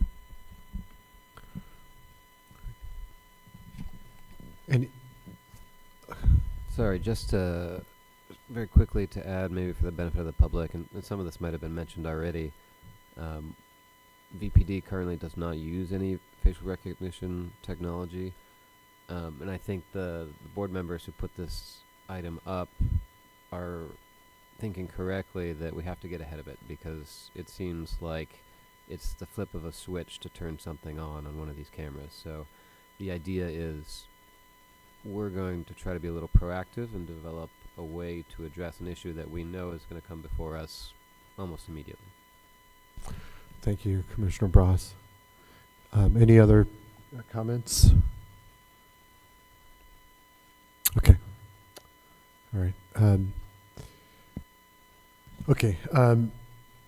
So can we agendize? Sorry. Yeah. Okay. Can we agendize to vote on the establishment of a facial recognition ad hoc subcommittee? You can We're vote on at it. that, right? You're at that point now, so Okay, you can. so we can. You can name. You can Okay, nominate great. members and establish the committee now. Okay. I nominate Commissioner Stewart and Commissioners Owen, Commissioner Stewart and Owen, to lead the facial recognition ad hoc subcommittee.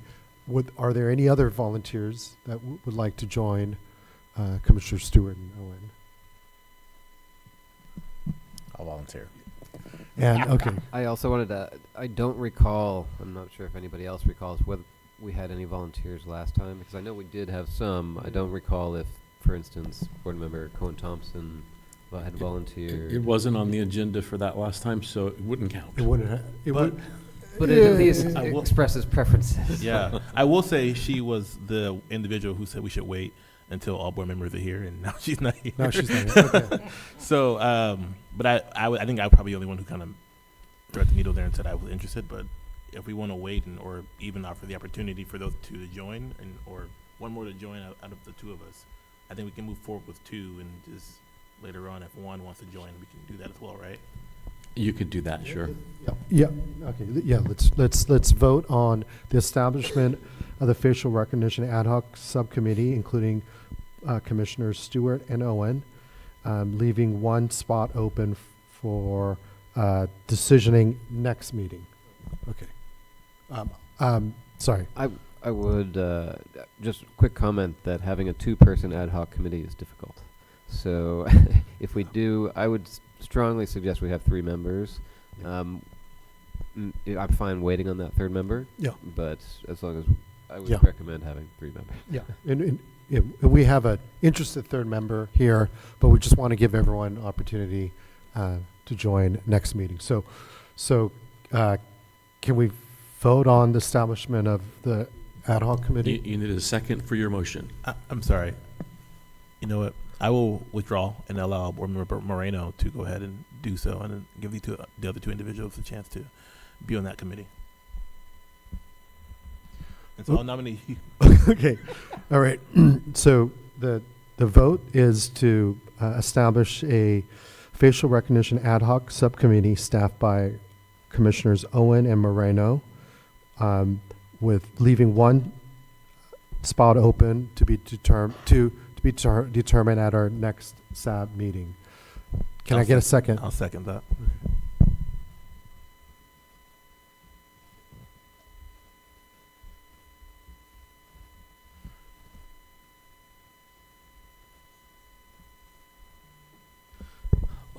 Board Member Owen, Yes. Board Member Stewart, Yes. Board Member Bras, Yes. Chair Lee, Yes. Chair Moreno, Vice Chair Moreno. Yes. Motion pass. Thank you, Secretary. Moving on to item D in the action calendar. Oh, we probably should have asked for public comment on that one as Yeah. well. Is there a public comment? Okay, go ahead.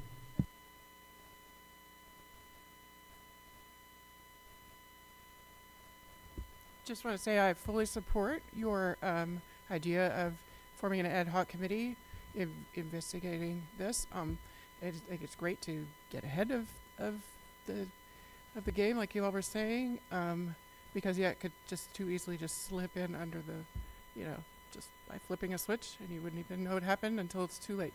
So I think it's great. I look forward to hearing what your recommendations are from that committee. Thank you for your comment.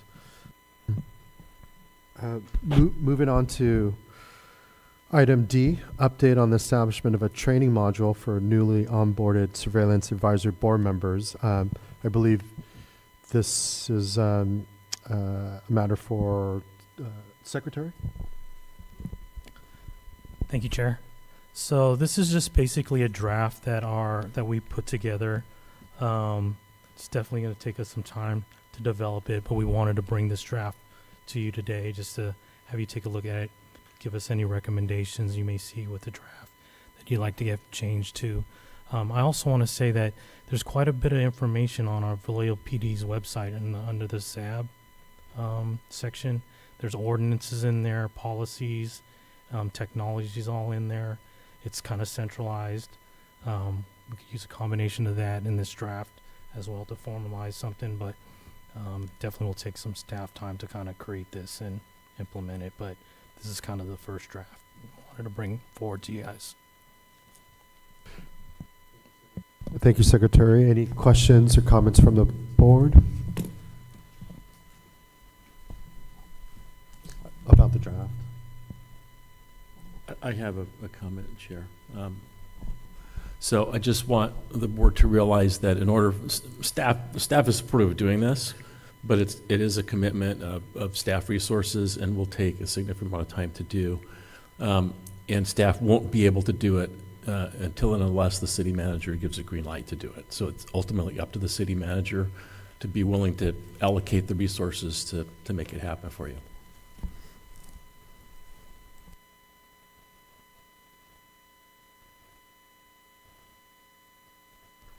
Any questions?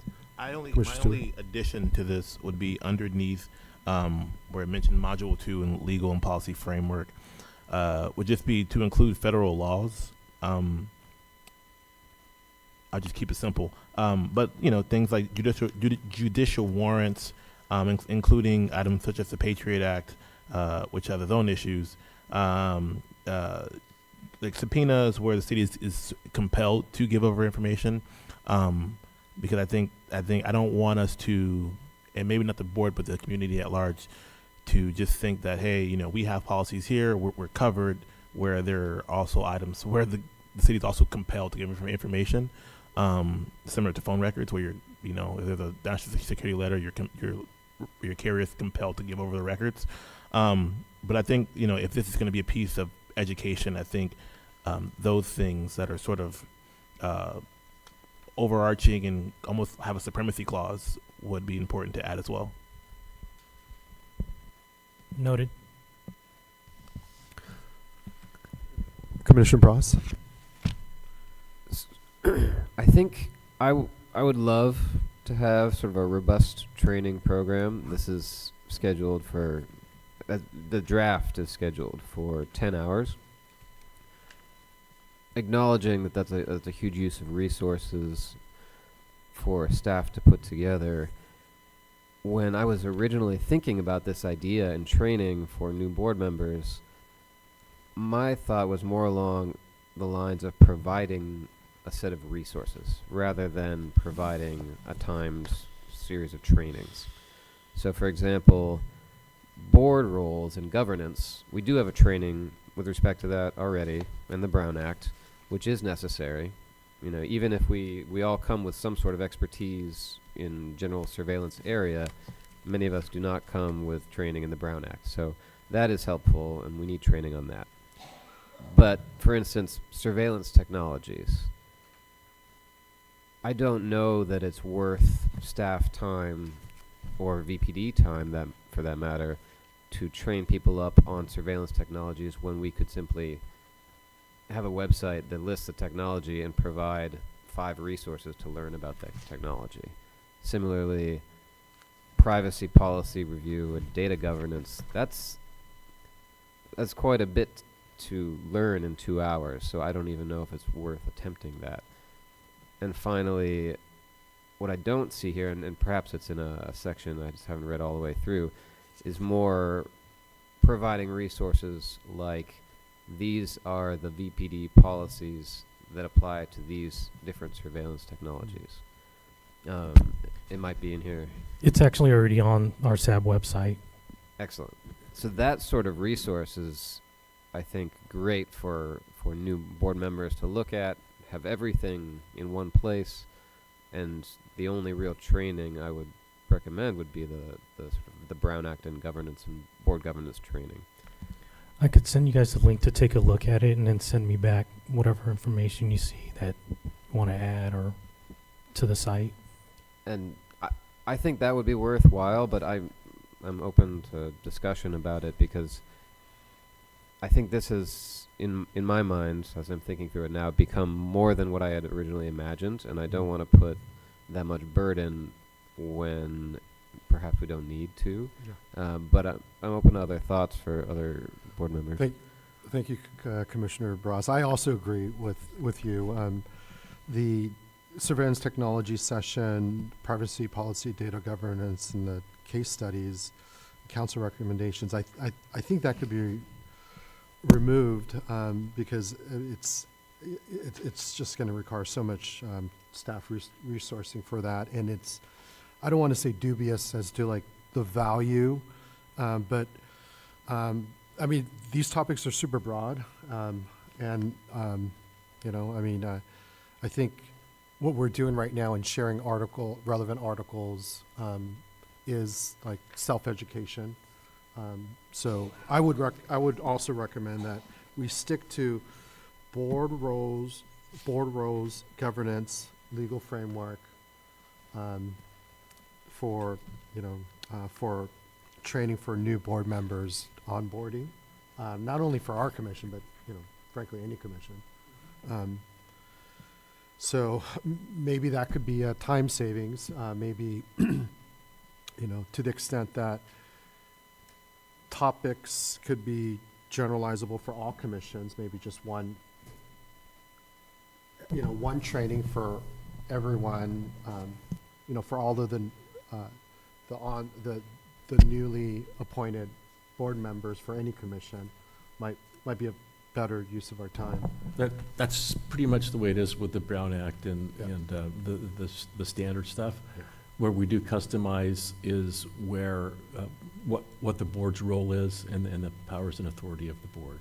So each board and commission has a different element regarding what their work is, but they all get the same Brown Act and Public Records Act training. Any other thoughts from? Did you mention the Module 7 in removing that one? Did I? Yeah. No, I specifically pointed to the topics, the recommended training schedule topics, Okay. 2, 3, and 4, on page 43.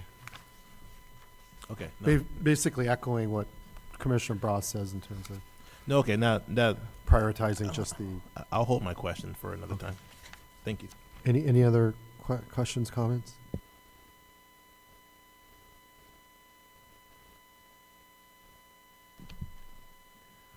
Okay.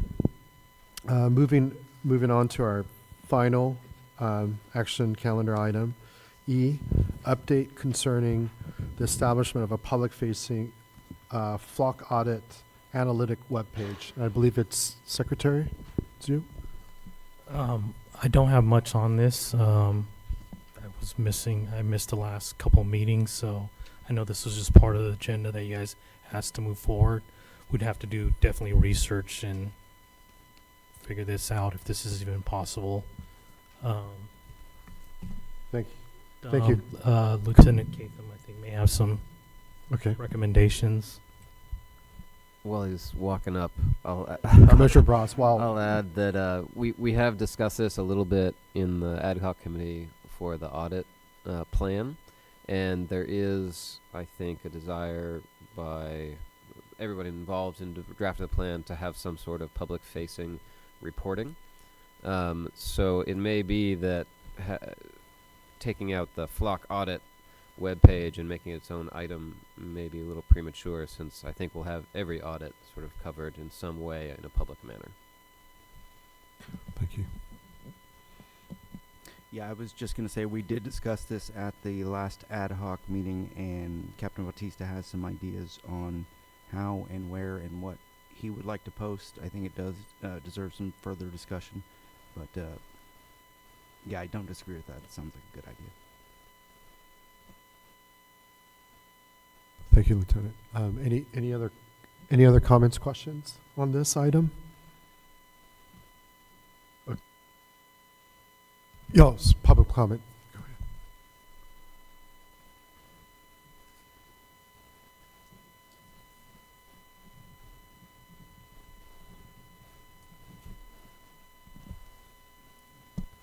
Hi. Oh, to me, this is like huge. We have such a problem in this town with, trusting the cops.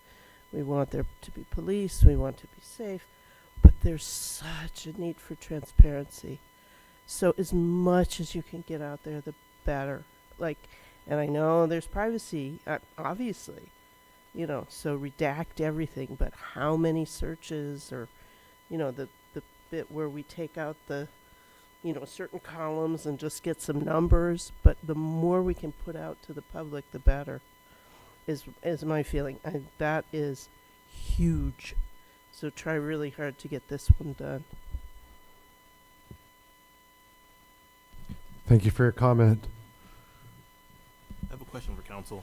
I know we have a redaction software that your office probably uses.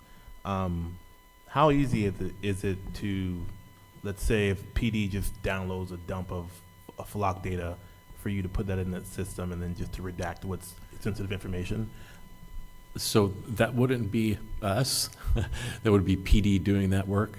Okay. Maintaining that website and doing redactions.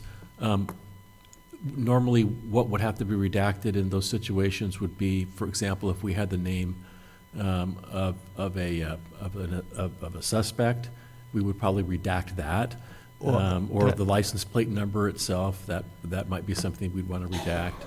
How easy is it to redact the information that's coming from the logs that we got earlier? So that's something that perhaps Josh can answer.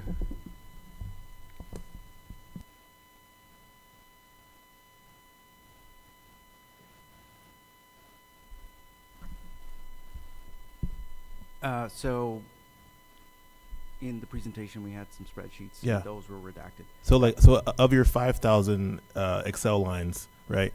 How quickly could that be redacted appropriately? Okay, so not the spreadsheet guy, but the person that put that together Yeah. was able to redact it fairly. I think they can just redact the column all at once. So then if it's as easy as it sounds, I would even potentially, if we can kind of work out the kinks of it, even if it's even beyond the audit data, even just a dump of all the data that we're getting through the software, and then just redact what's inappropriate to have, so that we can show. And maybe go ahead. Actually, you had a question. Yeah, redaction's really hard. So I think this needs some careful work. In general, you cannot publish any field that someone can just type into, because you have no idea what they're putting in there. So I think redacting an entire field is fine, but we need to be really Yeah, careful here. that's what I'm trying to work. Yeah. I appreciate it. Yeah, so I think it's worth looking at, but I think it's not going to be simple. Okay, So that is my question. Thank you. I would add it's been a while, but it's almost entirely a manual process as well. You can't really automate redacting. So It is a manual process for the most part. We've redacted a lot of times using Adobe. That's a very tedious process.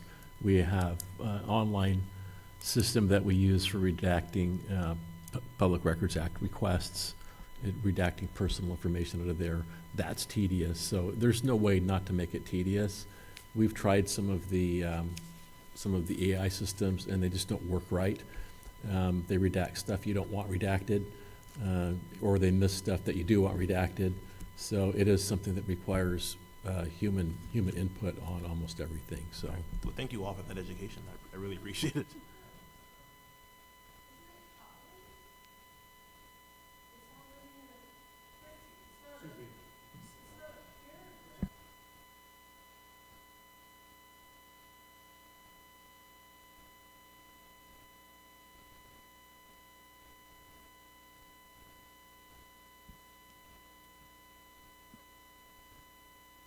Through the chair, I don't hear anything. All right. Okay. Okay, go ahead. So this was pulled out of the Flock Audit Assist. Is that correct? That is correct. So that doesn't have the ability for them to redact things within there, so you don't have to pull it out and manually do it? So it was exported to a spreadsheet, and then it was redacted in the spreadsheet. Got it. And then the spreadsheet was turned into this PDF. Yeah. But the software itself, the Audit Assist, does not have this sort of... No, it does not redact. We okay. can't request it to redact. We Got have it. to do it ourselves. Okay, thanks. Okay. Any other last minute comments? Okay. So just on the redaction, Chair, just so everybody understands, we will redact things that have to be redacted. We always will do that. So it's not a question about how much work it is. If we have to do it, we do. On any of this information, any of the audit documents that we're gonna post online or provide to the public, we will redact them. We redact information that we have to redact when we bring it to you because it's made public here. So the redaction will happen regardless of how much work it takes because it has to be done. Okay, so I guess I'm going to go back to my question then. So when you download the software or the logs, essentially it looks like this, essentially. So if you wanted to redact essentially a whole column, it's not that hard to redact the whole column then. So in the spreadsheet itself, it's not that hard Right, to redact. not from the software because you have to download it anyway into a spreadsheet, right? Correct. So then once it's in your spreadsheet, it takes maybe 2-3 clicks to get everything blacked out. In the spreadsheet, yes. Right. And so essentially, okay. We will revisit this. Thank you. Okay, Commissioner Owen. Sorry to be pedantic, but I noticed in your case number that their black bars are different sizes.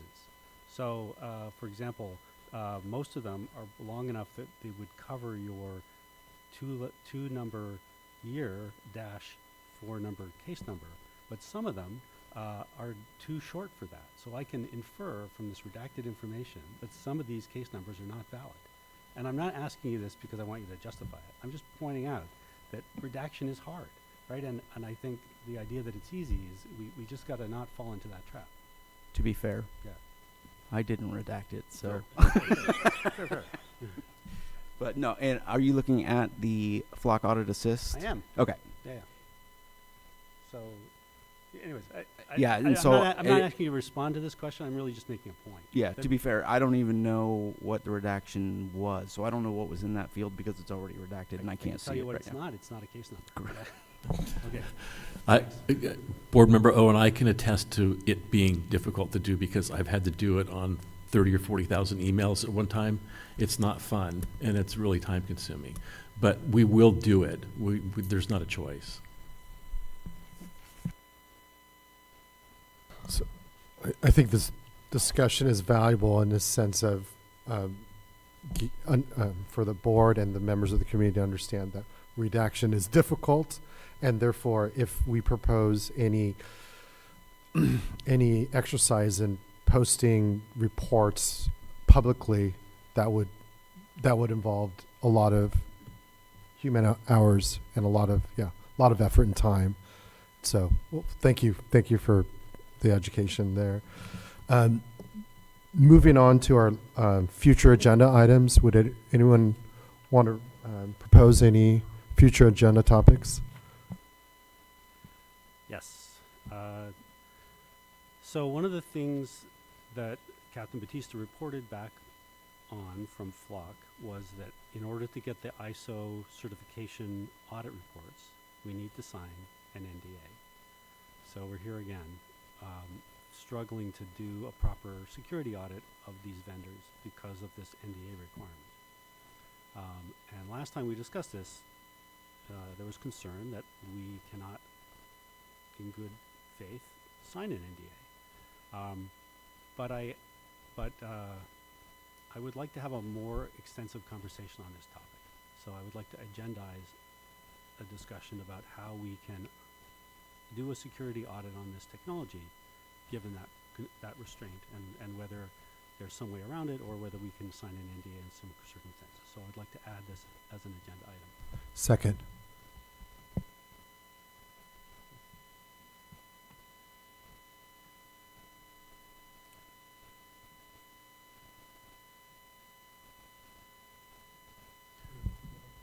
Secretary?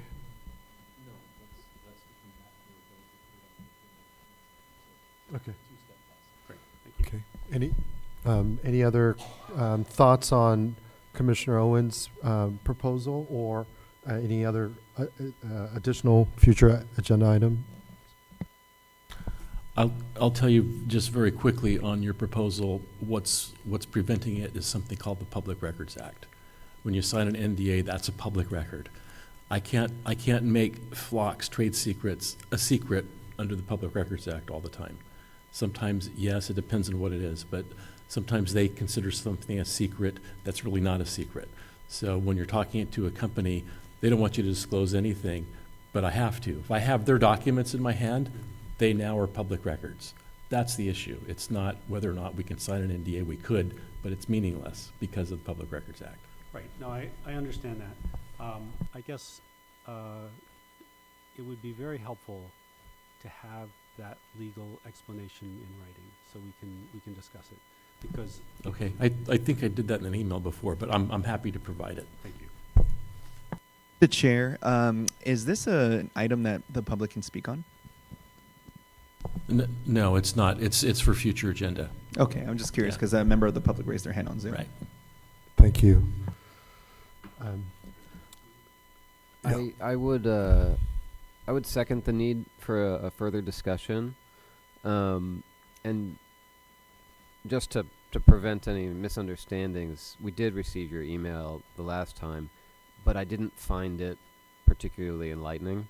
I think it was more of you describing what you just said, and I think Board Member Owen can speak for himself, but what I would appreciate is a more robust reason why something would automatically be considered accessible via the Public Records Act, when I think there may be a valid argument that's a trade secret that wouldn't be. Not everything that a company considers a trade secret is a trade secret under the Public Records Act.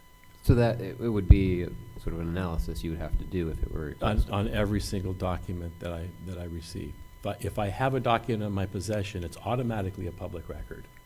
Doesn't mean that necessarily all gets disclosed, but some of it probably would get disclosed. And generally, these companies don't want you to disclose anything, and I can't guarantee that even by signing an NDA. But I can give you a more robust There are analysis. There are carve-outs in the Public Records Act specifically for cybersecurity, and so I think we need to dive a little. There are no carve-outs for cybersecurity. There are in the Brown Act? not in the Brown Act. There are no. There are in for meetings in closed session. Right. In the Bagley-Keene Act, which applies to the state, Mhm. but we don't have those carve-outs in the Brown Act or in the Public Records Act for Okay. those. So, yeah, this is why I think we need to dig a little deeper. Thanks. Thank you, Commissioner Owen. Any other future items? Yeah, I would like to agendize a discussion by this board for a potential recommendation to the city council to rescind the flock contracts. And to give a little more context to why I would like this agendized, I'm seeing a pretty long period. Our next meeting is going to be in September, and we know everything has to be agendized in a two-step process, so everything takes a little longer. And I have been a little frustrated that we don't have more information, particularly with respect to the network audit of the ALPR system.